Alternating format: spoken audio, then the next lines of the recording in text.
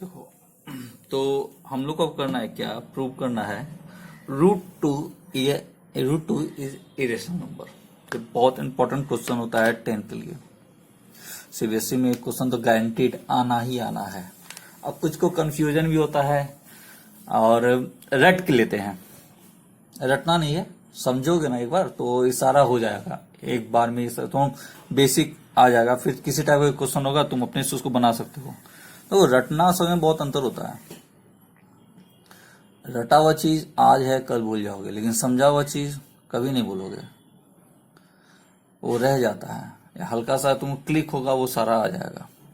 लेकिन अगर तुम कोई चीज याद करते हो तो होता क्या है, तुमको एक बार पूरा उसको पढ़ना पड़ेगा तब तुम्हारा वो रिकॉल होता है। लेकिन अगर कोई भी चीज समझा हुआ है तो एक हल्का सा स्ट्राइक मिलेगा और तुम उसके बाद खुद वो करते चले जाओगे। तो कोशिश करो हर चीज को समझने का। तो देखो, ये रूट टू इरेशनल नंबर है, हम लोग को प्रूव करना है। तो करते क्या है हम लोग, इसको सॉल्यूशन इसका क्या करते हैं। देखो, अगर रूट टू इरेशनल नंबर है तो हम लोग जब भी ऐसा सॉल्व बनाएंगे तो रूट टू क्या मान लेंगे, रेशनल नंबर। ठीक है, तो हम लोग क्या करते हैं, let root two is root two be rational number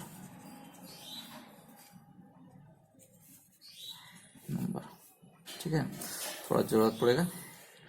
and it's simplest form is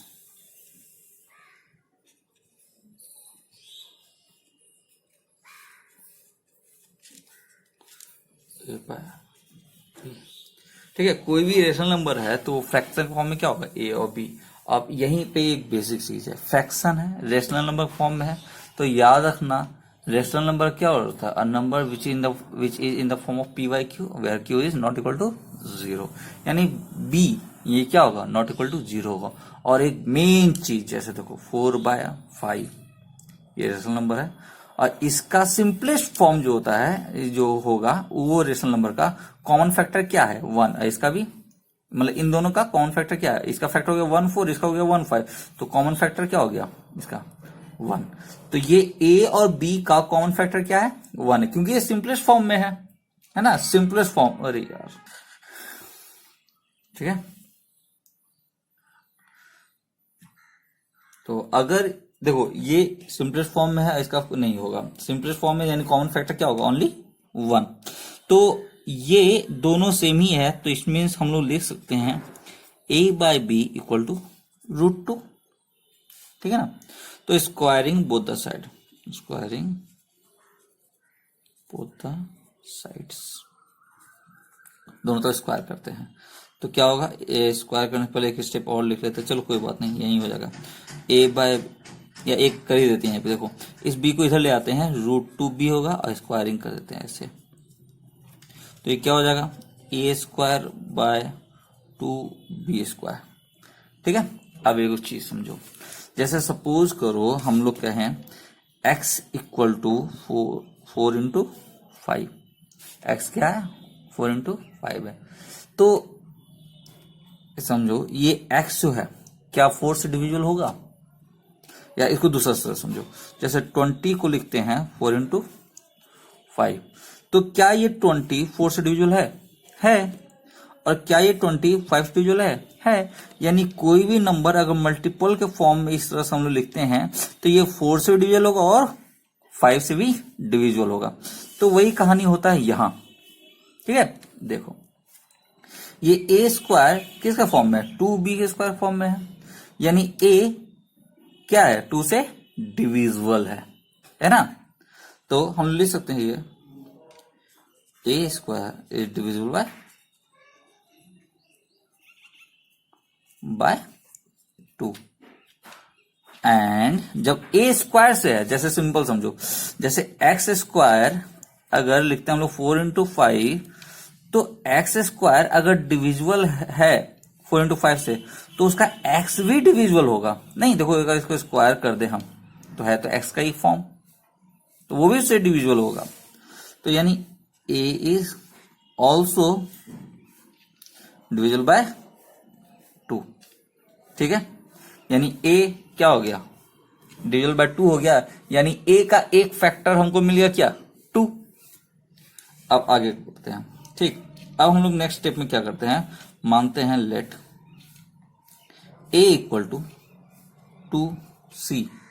जो ए है मेरा उसको मान लेते हैं हम लोग क्या, 2c। तो अगर सवाल में आता है तुम्हारा 3 तो मान लेंगे 3c, 5 आता तो 5c, 7 होगा तो 7c, जो होगा वही मान लेना है। तो a इक्वल टू 2c, तो a की जगह पुट करो 2c whole square equal to √2। अरे यस मजाक हो गया है, बी स्क्वायर, ठीक है।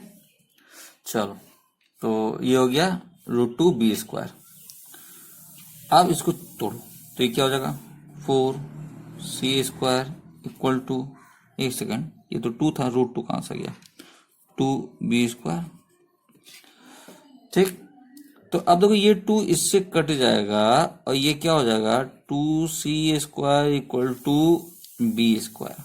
अब वही कहानी है ना, देखो वही चीज, 2 into C square equal to B square, यानी 2 डिविजिबल 2, मतलब बी जो होगा डिविजिबल होगा किससे, 2 से, है ही नहीं। तो वही चीज लिखेंगे हम लोग फिर से, चलो। यानी कि 2 क्या है, डिविजिबल बाय, मतलब ए बी स्क्वायर जो है डिविजिबल बाय, यार मजाक, यानी जो बी स्क्वायर है वो डिविजिबल बाय क्या है, 2 है, ठीक। तो लिखेंगे देखो B square is divisible, sorry divisible by what, 2, ठीक। बी स्क्वायर डिविजिबल है। अब देखो बी स्क्वायर मिट गया, लगता दिख रहा ना, अच्छा हाँ ऐसा, ये डिविजिबल बाय 2। जब बी स्क्वायर है तो जाहिर सी बात भाई B is also divisible by 2। अब देखो ये पंगा हो गया क्या, कि ए क्या है, ए का फैक्टर 2 है और बी का फैक्टर 2 है, यानी कि therefore A and B both have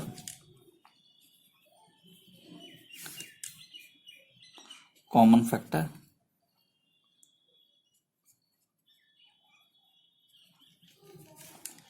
factor 2, या 2 is the common factor of A and B, ठीक है। यानी कि हो गया क्या कि ए और बी का दोनों कॉमन फैक्टर मिल गया क्या, 2। लेकिन गौर याद करो बताया थे क्या, कि ए बी सिंपलेस्ट फॉर्म में है, इसका कॉमन फैक्टर क्या है, सिर्फ 1 ही है, 1 के अलावा कोई कॉमन फैक्टर नहीं है। लेकिन यहां हम लोग देखें कि 1 के अलावा एक और कॉमन फैक्टर मिल रहा है विच इज 2, ठीक है। यानी 2 इसका एक और कॉमन फैक्टर मिल रहा है, यानी कि हम लोग जो एजम्पशन किए थे, माने थे कि ये √2 है, क्या है, रेशनल नंबर, ये मानना मेरा क्या हो रहा है, गलत हो रहा है। किसके कारण, इसका एक नया फैक्टर मिल गया इसलिए। तो बस अब खाली स्टेटमेंट एक लिखना है हम लोग को, ठीक है, ठीक। बस लिखो statement, but this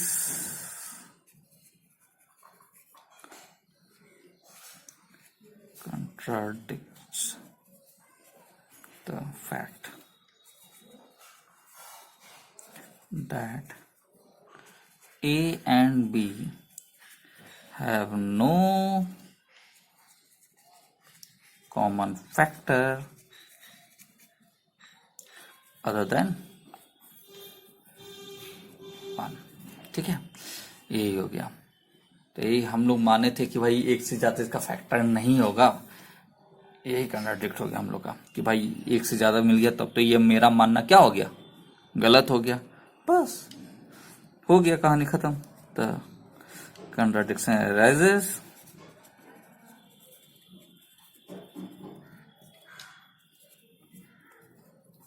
by assuming, जो हम लोग माने थे, दैट √2 इज रेशनल नंबर, यानी कि हम लोग जो माने जो हम लोग अब माने, ये हो रहा है क्या, नहीं हो पॉसिबल हो पा रहा है कि वो हम लोग जो माने हैं √2 क्या है, रेशनल नंबर है, रेशनल नंबर, ठीक है। तो हैंस लास्ट में कहानी खत्म करते हुए हम लोग लिखेंगे √2 इज अ इरेशनल नंबर। देखो जब रेशनल नंबर नहीं है तो क्या बचा, इरेशनल, है ना। जैसे नहीं होता है ट्रू फॉल्स, या तो ट्रू होगा, नहीं नहीं सर फॉल्स होगा, फॉल्स होगा, नहीं नहीं सर ट्रू होगा, वही कहानी है। तो हम लोग मान के चलिए ये रेशनल नंबर, हम लोग देखिए ये रेशनल नंबर है ही नहीं, तो जब भाई रेशनल नंबर नहीं है तो क्या होगा, क्या सी बात है, इरेशनल नंबर, ठीक है।